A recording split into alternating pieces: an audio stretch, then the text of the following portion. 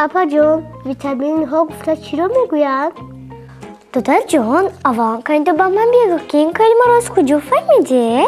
او چرا از کجا فهمیدم؟ این کلمه زیر زبان همه کلانسالان است. مخصوصا پدر و مادرانمان هشداری میکنند که این را بخور، ویتامین دارد، آن را نگیر، ضرر دارد. غیر از آنها معلمه اما نیز همین کلمه را زیاد تلفظ میکند. فهمم. اپا جان آخر بگوید ویتامین چیست؟ این ویتامین ها را از کجا دسترس کردن لازم است؟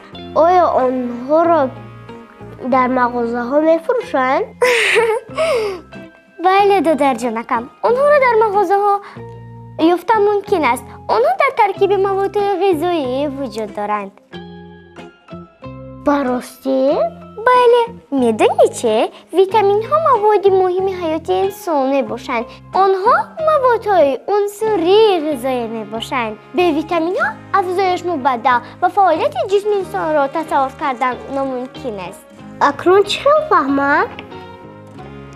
گوش کن دادر جان، اگر از هر سمت به ویتامین ها نظر افکنیم پس میبینیم که آنها حقیقتا مواد مهم حیاتی هستند و نارسایی آنها را آدم به زودی درک میکند.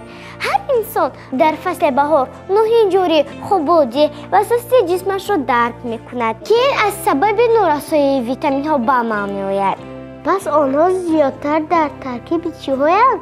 ویتامین ها توسط غذاها به جسم انسان وارد می شوند. اساساً ویتامین ها در ترکیب تمام غذاها وجود دارند، ولی در ترکیب میوه و سبزیجات ها، دانگی ها و موادهای لوبیایی ها و کبوتی ها زیادتر دیده می شوند. استعمال معیار ضروری ویتامین ها جسم انسان را پرقوت کرده قدرت جسمانیش را افزون می سازد.